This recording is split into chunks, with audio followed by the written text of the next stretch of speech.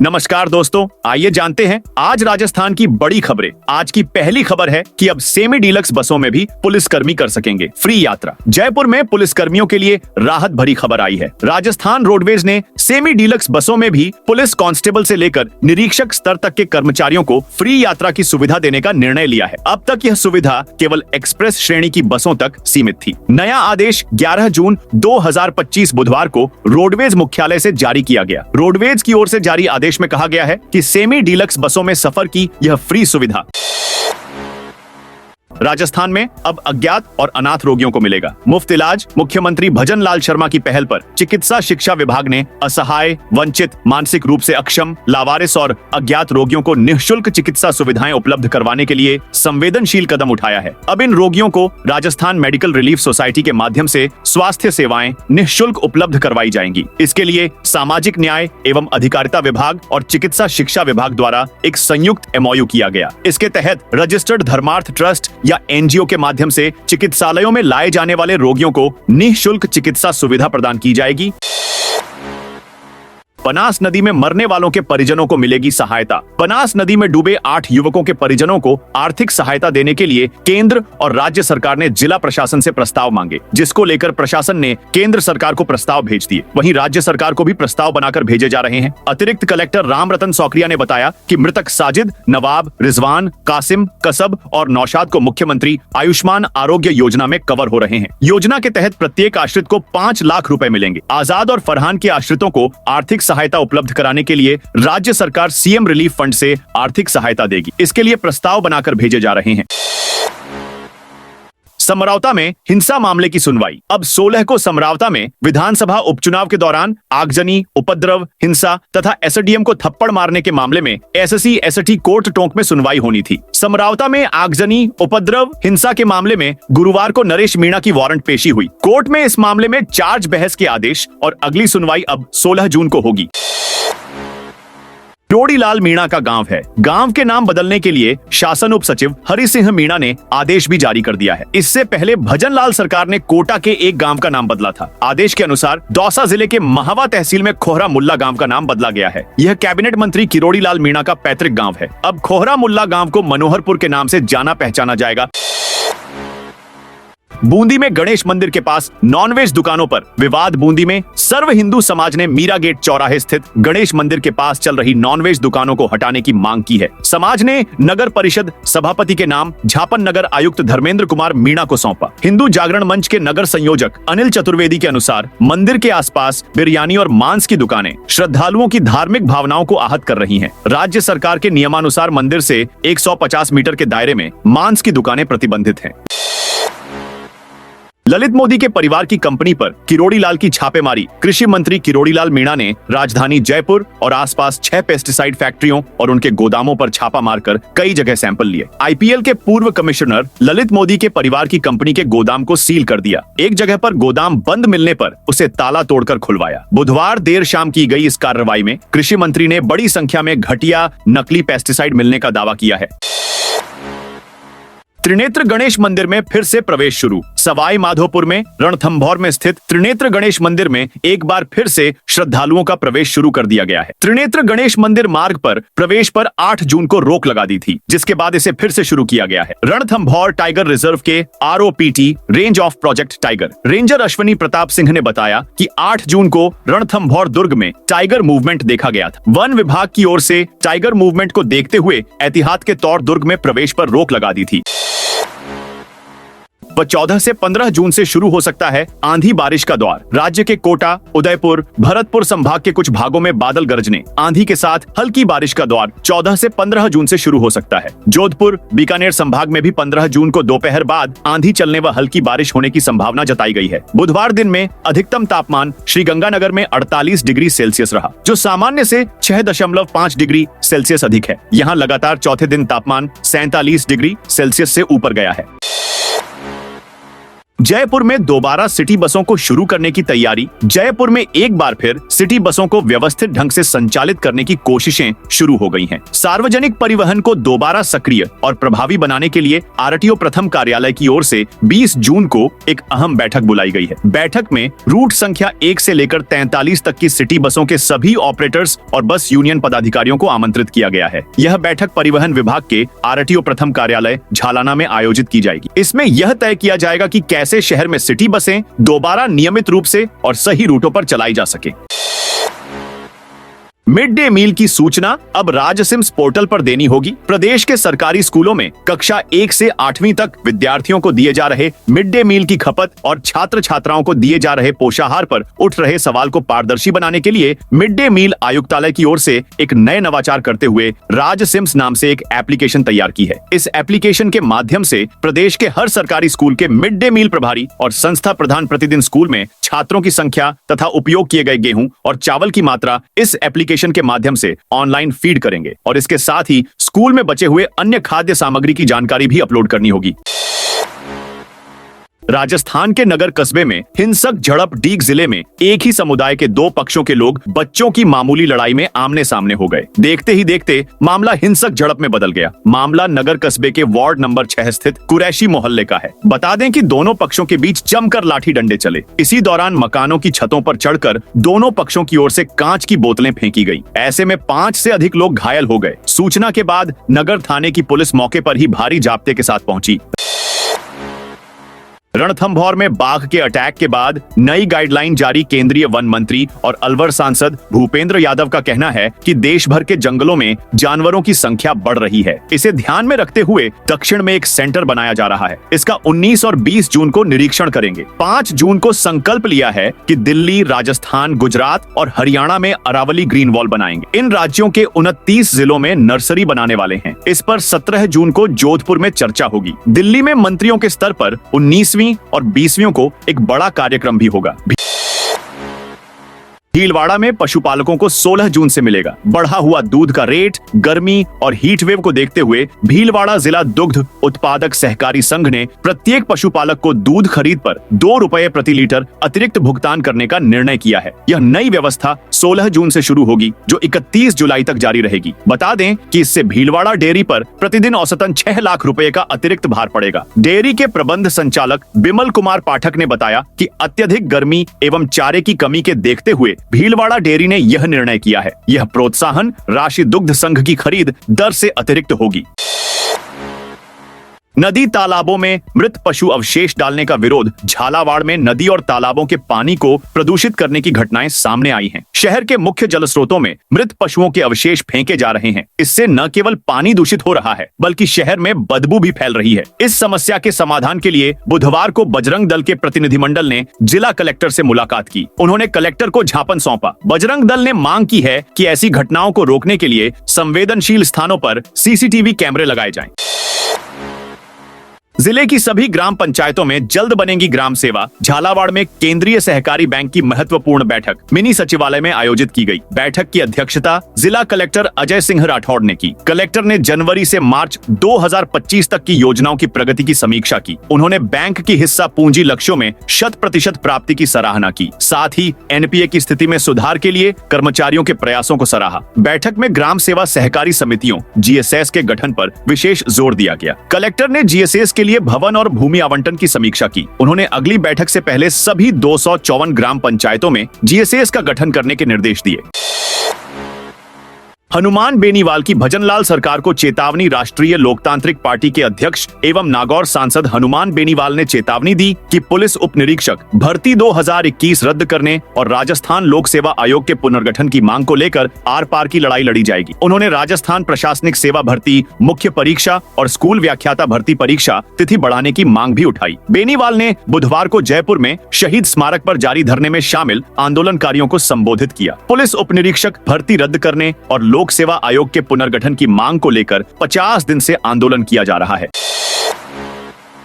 बांसवाड़ा में कल सीएम और पूर्व सीएम का दौरा। शुक्रवार को पहली बार मुख्यमंत्री और पूर्व मुख्यमंत्री बांसवाड़ा में होंगे, जहां मुख्यमंत्री भजनलाल शर्मा और केंद्रीय कृषि मंत्री शिवराज सिंह चौहान प्रधानमंत्री आवास योजना की ग्रामीण राज्य स्तरीय कार्यशाला में शामिल होंगे। वहीं पूर्व सीएम अशोक गहलोत त्रिपुरा सुंदरी मंदिर में कांग्रेस कार्यकर्ता सम्मेलन में भाग लेंगे।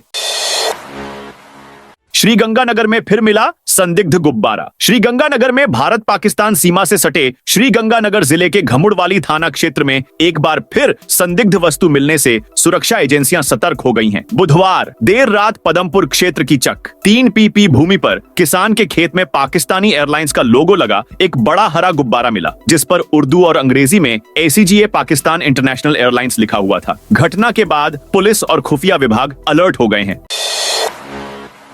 झालावाड़ में कोरोना का पहला मामला सामने आया। झालावाड़ जिले में कोरोना का पहला मामला सामने आया है। SDM अभिषेक चारण की कोरोना जांच रिपोर्ट पॉजिटिव आई है। उन्हें घर पर ही क्वारंटाइन किया गया है। CMHO डॉक्टर साजिद खान ने बताया कि SDM चारण को पिछले कुछ दिनों से सर्दी, जुकाम और खांसी की शिकायत थी। बुधवार सुबह उनका कोरोना सैंपल लिया गया। शाम को रिपोर्ट पॉजिटिव आने के बाद उन्हें घर पर ही क्वारंटाइन कर दिया गया है। जवाहर नवोदय स्कूल में कक्षा 6 के लिए प्रवेश। जवाहर नवोदय स्कूल सीतापुरा बूंदी में सत्र 2026 से 27 के लिए कक्षा 6 में प्रवेश हेतु ऑनलाइन आवेदन की प्रक्रिया शुरू हो गई है। नवोदय स्कूल समिति मुख्यालय नोएडा के निर्देशानुसार 29 जुलाई तक आवेदन किए जा सकते हैं। प्रवेश के लिए विद्यार्थी का जन्म 1 मई 2014 से 31 जुलाई 2016 के बीच होना आवश्यक है। साथ ही वर्तमान सत्र 2025 से 27 के बीच है। 5 में पढ़ रहा होना चाहिए। जिले के सभी सरकारी और गैर सरकारी स्कूलों के पात्र विद्यार्थी आवेदन कर सकते हैं। 20 जून को जैम सिनेमा में रिलीज होगी tiger of Rajasthan. Rajasthani cinema को एक नई पहचान देने वाली फिल्म टाइगर ऑफ राजस्थान 20 जून को जयपुर के जैम सिनेमा में रिलीज हो रही है। 3 ब्रदर्स फिल्म्स के बैनर तले बनी इस फिल्म में अरविंद कुमार वाघेला ने मुख्य भूमिका निभाने के साथ साथ लेखन और निर्देशन की जिम्मेदारी भी संभाली है। फिल्म के ट्रेलर ने पहले ही दर्शकों के बीच उत्सुकता जगा दी है, जिसमें राजस्थान की परंपरा, शौर्य और भव्यता का शानदार मेल नजर आता है। रिटायर्ड ASP साइबर ठगों के जाल में फंसे अजमेर के retired additional SP Lokesh Tripathi cyber ठगों के जाल में फंस गए। ठगों ने रिटायर्ड ASP को नेट की स्पीड बढ़ाने को लेकर फंसाया और उनके खाते से 5,60,000 रुपए निकाल लिए। ठग करीब 2 घंटे तक मोबाइल से उनके संपर्क में रहा। इस बीच 2 बार मोबाइल की स्क्रीन 2 बार ब्लैक भी हो गई। तब ठग ने रिटायर्ड ASP को होल्ड पर ही रहने को कहा। स्क्रीन सामान्य होने के बाद ठगी का पता चला। बूंदी में बनेगा स्टोन पार्क। बूंदी में खनिज आधारित उद्योगों को नई दिशा मिलने जा रही है। सरकार ने तालेड़ा तहसील के काचोलिया गांव में स्टोन पार्क के लिए 47 हेक्टेयर भूमि आवंटित की है। यह भूमि रीको को दी गई है। स्टोन पार्क की स्थापना मुख्यमंत्री की बजट घोषणा का हिस्सा है। इस पार्क की खास बात यह है कि यह आबादी से मात्र 1.5 किलोमीटर की दूरी पर स्थित होगा। इससे स्थानीय युवाओं को रोजगार के लिए दूर नहीं जाना पड़ेगा। जैसलमेर में 52 वाटर पॉइंट पर हुई वन्य जीवों की गणना। जैसलमेर के 52 वाटर पॉइंट पर बुधवार को जेठ पूर्णिमा के अवसर पर हुई वन्य जीवों की गणना गुरुवार सुबह 8 बजे समाप्त हुई। इस वन्य जीव गणना में साल 2017 के बाद पहली बार घोड़ावण की भी गणना होगी। DFO ब्रिजमोहन गुप्ता ने बताया, Wildlife Institute of Dehradun घोड़ावण की गणना करता है, लेकिन 2017 के बाद से घोड़ावण की गणना नहीं की गई थी, जिसके बाद इस साल पिछले महीने ही WII ने गणना की है। हालांकि उसके आंकड़े अभी तक आधिकारिक तौर पर जारी नहीं किए गए हैं, लेकिन अब वाटर हॉल पद्धति से जैसलमेर में कितने घोड़ावण विचरण करते हैं, यह आंकड़ा जरूर सामने आ जाएगा।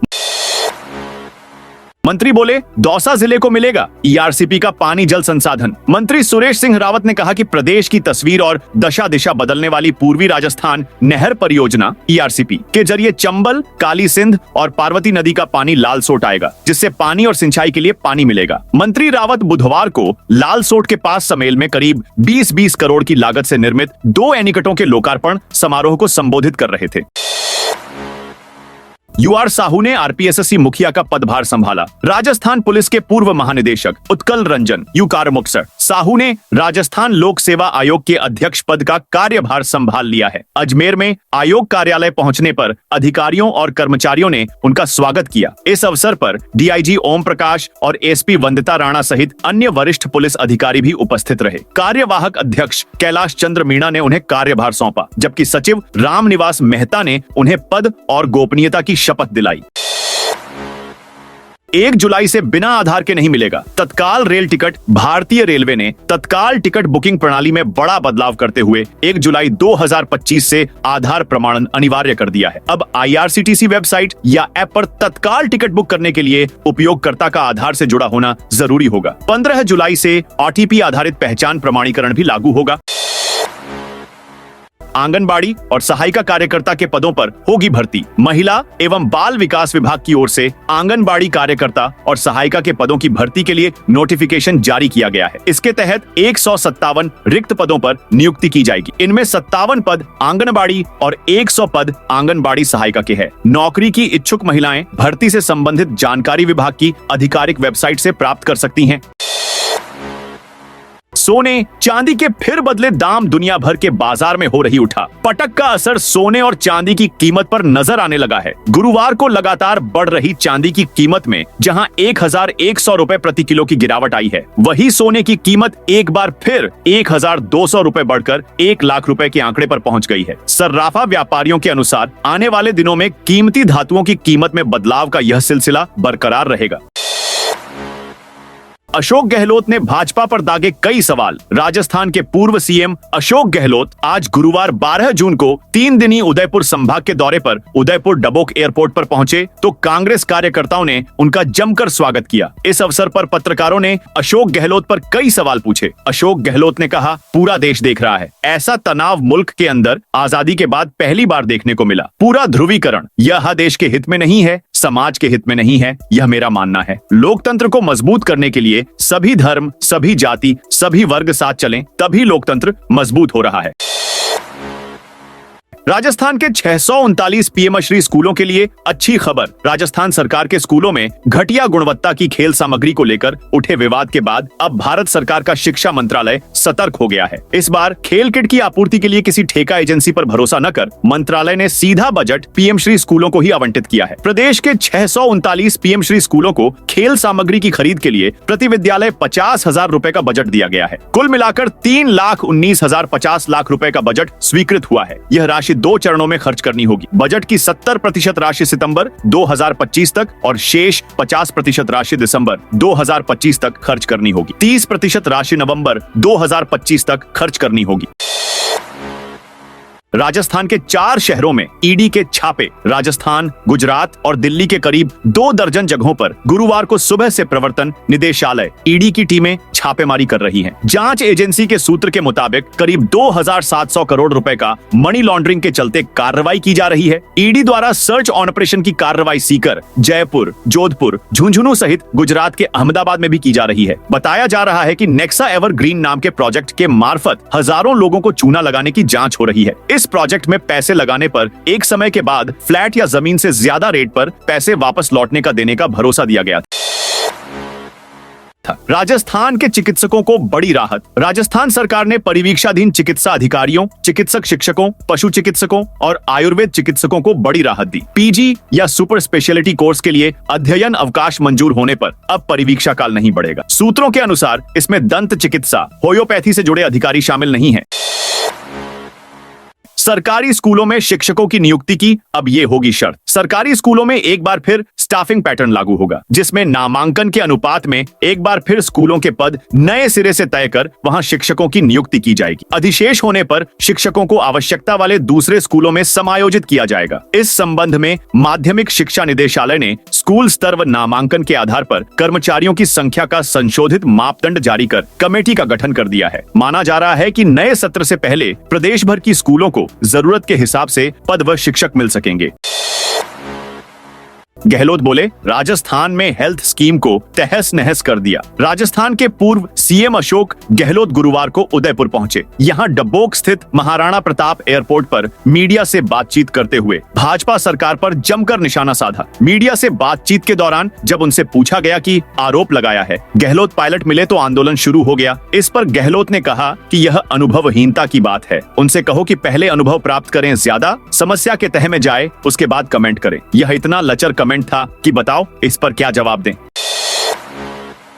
आज भी भीषण गर्मी लू का अलर्ट, राजस्थान में भीषण गर्मी और लू का प्रकोप आज भी रहेगा। मौसम विभाग ने 12 और 13 जून को बीकानेर संभाग में भीषण गर्मी का रेड अलर्ट जारी किया है। वहीं अलवर, भरतपुर, धौलपुर, झुंझुनू, जैसलमेर, बाड़मेर में लू चलने का ऑरेंज अलर्ट जारी है। बुधवार को श्रीगंगानगर 24 डिग्री तापमान के साथ देश का सबसे गर्म शहर रहा। बाड़मेर और जैसलमेर से ज्यादा गर्मी जयपुर में रही। श्रीगंगानगर में आज इस सीजन का सबसे गर्म दिन रिकॉर्ड किया गया। श्रीगंगानगर में साल 2019 के बाद जून में सर्वाधिक तापमान दर्ज हुआ। 2019 में तापमान 49 डिग्री सेल्सियस दर्ज हुआ था। 15 जून से एक वेदर सिस्टम एक्टिव हो सकता है। इसके असर से जयपुर, भरतपुर, कोटा, उदयपुर, जोधपुर और अजमेर संभाग के 25 जिलों में आंधी बारिश की संभावना है। इससे लोगों को तेज गर्मी और लू से राहत मिलने की उम्मीद है।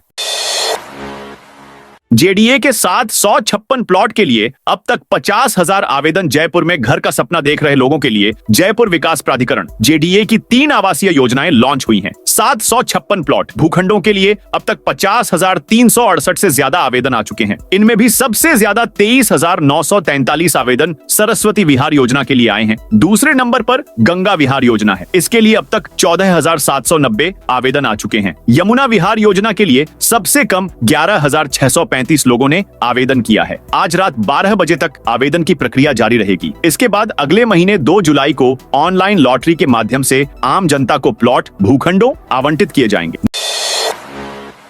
नागौर के खींवसर में राशन डीलरों की बैठक। नागौर के खींवसर पंचायत अभिति सभागार में उपखंड क्षेत्र की समस्त उचित मूल्य दुकानदारों की बैठक आयोजित हुई। बैठक में खाद्य आपूर्ति विभाग के अधिकारियों ने गिव अप अभियान को सफल बनाने के लिए समस्त उचित मूल्य दुकानदारों को आवश्यक दिशा निर्देश दिए। प्रवर्तन निरीक्षक जितेंद्र बंशीवाल ने बताया कि गिव अप अभियान के तहत 57 फॉर्म आए, जिनको खाद्य सुरक्षा सूची से हटाने का निर्णय लिया गया है। बैठक में इसके अलावा अन्नपूर्णा भंडार योजना के सफल क्रियान्वयन व KYC विस्तार से चर्चा की गई। बैठक में समस्त उचित मूल्य दुकानदार और प्रवर्तन अधिकारी जितेंद्र बंशीवाल उपस्थित रहे।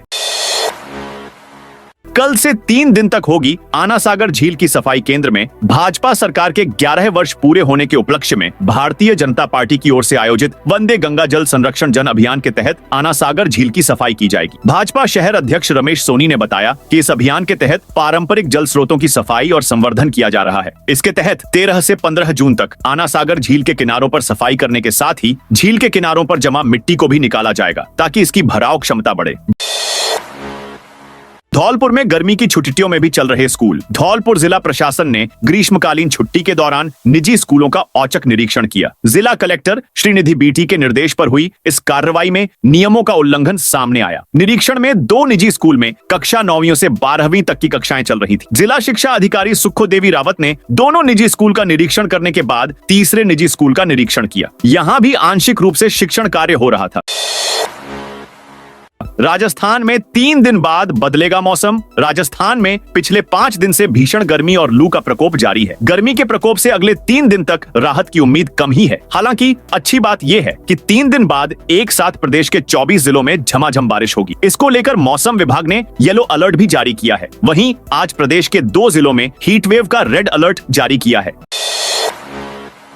जयपुर जेडीए की बड़ी कार्रवाई। जयपुर जेडीए ने जोन 10 में सुमेल योजना के पास मालपुरा डूंगर में करीब 5 बीघा सरकारी जमीन को अतिक्रमण मुक्त करवाया गया है। जेडीए अधिकारियों ने बताया कि सुमेल योजना के पास जेडीए स्वामित्व की इस जमीन पर पत्थर और मलबा डाल दिया था, साथ ही कच्ची सड़क बनाकर अतिक्रमण कर लिए थे। बता दें कि जेडीए ने जेसीबी की सहायता से इन अतिक्रमणों को हटाया।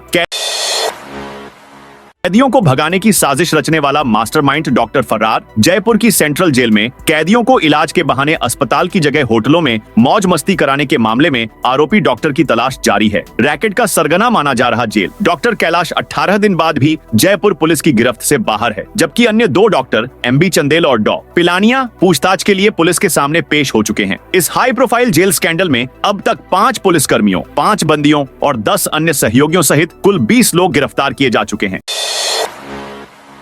10,000 कर्मचारियों को मिलेगा इंसेंटिव। राजस्थान विद्युत प्रसारण निगम लिमिटेड RVPN अपने करीब 10,000 कर्मचारियों को इस साल इंसेंटिव देने जा रही है। यह इंसेंटिव 2024 से 25 के फाइनेंशियल ईयर के लिए तय किए गए परफॉर्मेंस पैरामीटर यानी की परफॉर्मेंस इंडिकेटर KPI के आधार पर दिया जाएगा। निगम के मैनेजिंग डायरेक्टर ने इस स्कीम को मंजूरी दे दी है।